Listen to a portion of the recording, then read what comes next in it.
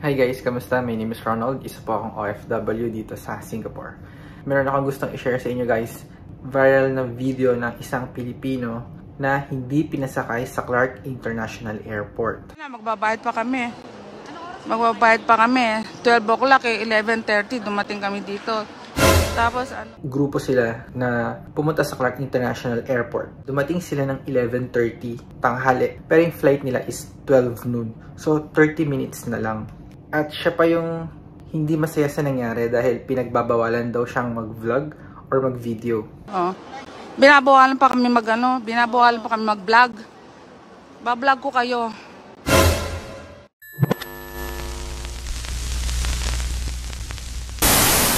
Ilang oras ba tayo dapat nasa airport na? 'Di ba at least 2 to 3 hours nandun na kayo?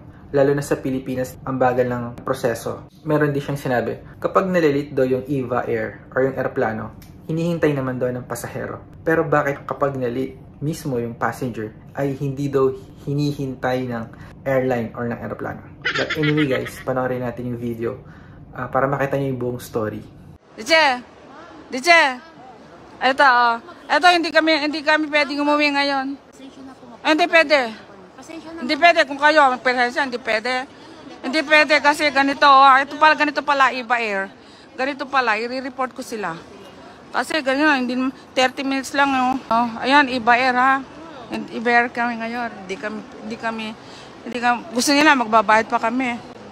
12 o'clock 11:30 dumating kami dito. Binabawalan pa kami mag-vlog.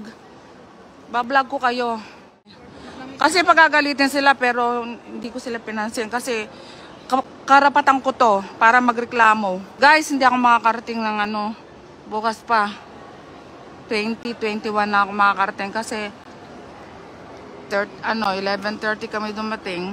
Hindi kami pinayagan. Tapos iriribo kami sandali, nagba-vlog ako. Ayun, yung mga employee nila, ganito pala dito kasi sa EVA Air, ganito ang kanilang patakaran. Hindi nila gawa ng paraan. Pagka naman nalilate ng plane, nag-aantay kami. Pagka naman hindi naman kami late. Hindi kami, gusto nila may rebook kami. Ano bang klaseng yan? EVA Air yan. Yan, binabawalan kami mag-vlog. Pwede bang karapatan kong mag-vlog. Ayan EVA Air. Kami? 3 kami. Yeah, yung isa, Taiwan sila. 2 kami San Francisco, isa taga Milpitas. Ha? 11 ka, hindi ka rin panayangan. Hindi rin ikaw nagawa ng paraan? Oo. Yeah.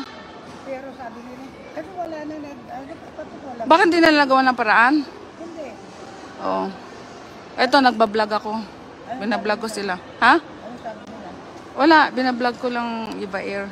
Kasi para aware sila na ganyan pala. Para pag hindi sila ganyan. Kasi pag airplane ang late, maghihintay ang pasahero. I know, di ba? Ba't ganyan ang EVA Air? Pagka sila ang malilate, nagsasakripisyo kami. Pagka kami, hindi naman kami masyadong late. Hindi nila magawa ng paraan. Ayan, tapos yata yung isa doon, magagawa nilang paraan, pero kami hindi nila magagawa ng paraan. Ayan Hi Elizabeth, hi Roger. Ganito, nasa EVA Air kami. Tapos, babawalan pa akong mag-vlog. So, ayan, ko sila talaga. I-report ko sila. Nakakainis no. Mamadali na nga kami Ano daw yun? Wala ng tao dito. Hindi pa nila nagawa ng paraan? Pwede naman, wala ba kayong cellphone na pwedeng tawagan, ganon, diba? Pero pag sa atin, naka-vlog sila. Ayan, Dito kami, nag-aantay pa. Hindi na kami makakalis ngayon, sabi nila, pero, ayan. Hi guys! Thanks for watching. Hi Roger, Elizabeth, Amelia. Magre-rebook pa kami. Paparebook pa kami para madagdagan yung kanilang kita. Ayan sila, oh. Anong sabi? Anong sabi? Kasi one flight lang sila. Saan tayo pupunta?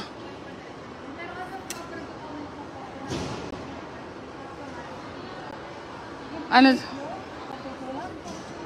Oo nga. Ang late yun, past 12 na or ano. Pero pagka 11 10, magagawa nyo pa ng paraan yun. Hindi, oo.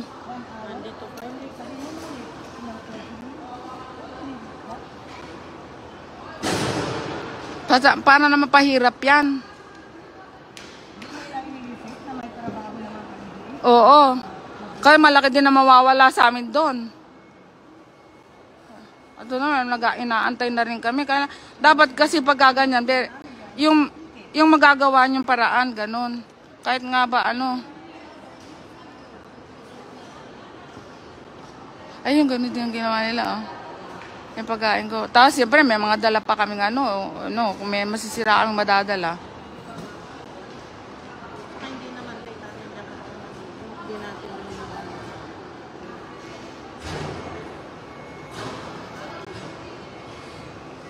So, hindi. Nire-rebook kami. Magbabayad kami. Kasi, sabi nila, late kami. Hindi naman kami late. 11:30. Ang alis ng plane, 12. 11:30. Ayan, ganyan pala dito. Ganyan pala Eva Air. Ayoko na dyan sa Eva Air na yan. Ano ba yan? Gusto ko pa naman sana Eva Air. Pero hindi naman pala sila marunong, hindi pala sila pwedeng gawa na paraan yung customer. Na ganyan, 11:30. Tapos ayan, nag-aantay kami. Para naman kaming kawawa dito. Ayan, dala namin, ano ba yan? May dala pa akong masisira ba yung dala ko? Hindi naman, Masisira ulo namin dito. Baka delay ang pag-alis nyo. Hindi naman delay. Pwede naman. Ano ba yun? 1 oras ba yung pagpunta doon? Hindi naman. Eva Air kami. Ganyan sa Eva Air. Hindi nila tayo pwede tulungan talaga pagka ganyan pala. No?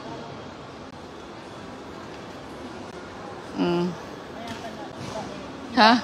Para iba pala. Ha? Oo, babayad. Tapos, may pasok ka bukas? Papasok ka ba? Ayan, dalawa kayong taga San Francisco ngayon. Hindi ako pwedeng bawalan kasi nagbablog ako. Kasi karapatan ko to. Hindi ka pwedeng magbawal sa akin. Karapatan ko to.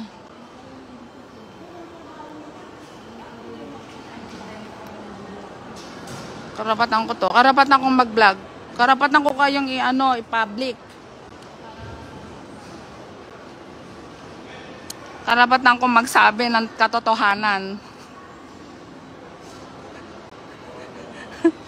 Ito, nasa Clark Air Base kami.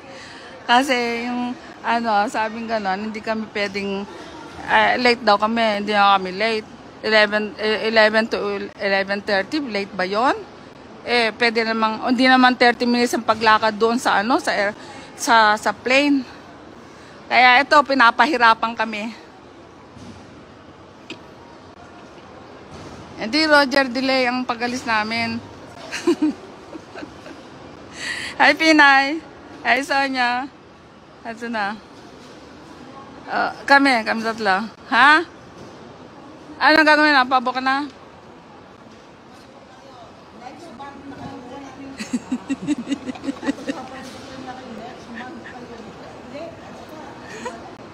Ha? Sayang lang yung babaan ko. Sulitin nila. Magpapakita naman kayo. Kesa naman bukas ulit. Isa sa'yo. Next month na lang.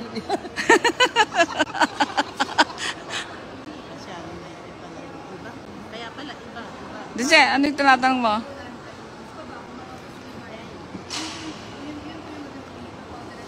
Dice? Ano, Dice? Ano sabi? Sa reservation daw. Ano? Sa Clark Station po kasi wala po kaming reservation dito, ma'am. And then, pag-reservation po, you can the reservation. Sa baba. Meron po kami si Iber sa baba. Talaga na talaga ito. Nasa level 2. Ayan o, Iba Air, ganyan sila.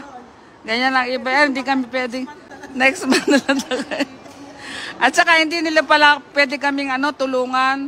Hindi pala kayo may pwedeng gawa ng paraan ang Iba Air. Hindi sila pwedeng gumawa ng paraan sa mga taong mga senior na katulad namin. Ayan po sila. Mababait naman yung ayan. Saan tayo pumunta? Pinayagan kayo? Napayagan ba kayo? Wala na silang magagawa. Kasi pag pinayagan kayo, unfair yan. Kailangan kong malaman kung pinayagan kayo o hindi. Kailangan pare-parehas. Ha?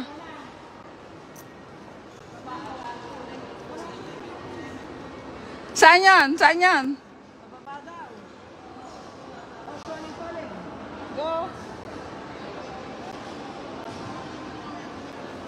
Pakinggan nyo sila kung pinayagan sila. Pumunta kayo dun.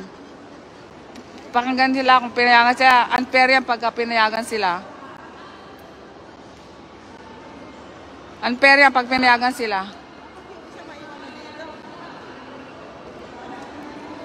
Ha? Ayoko, gusto ko muna hindi naman tayo nagmamadali. Ano yan, papayagan nyo sila? Hindi na rin sila makakalis. Ma'am, hindi po pwede. Karapatan ko to, di ba? Okay. Karapatan ko to. Karapatan ko to. Okay po, ma'am. Oh. Pero pwede po bang makuha po yung pangalan? Hindi. Hindi pwede. Paano hindi? Salamat. Hindi pwede. Ma'am, ano po yung ninyo, ma'am? Sige na, bye-bye. In my opinion, kung naabutan sila ng last call bago i-close yung gate, pwede pa silang humabol or tumakbo kung nakapila na sila sa immigration. Pero ito kasi totally, nandun pa lang sila sa check-in, hindi na sila aabot talaga nun. Guys, kayo, ano sa tingin nyo yung dapat ginawa ng babae? Let me know in the comment section below kung anong masasabi nyo sa nangyari na to. Yun lang guys, maraming salamat kung nandito ka pa.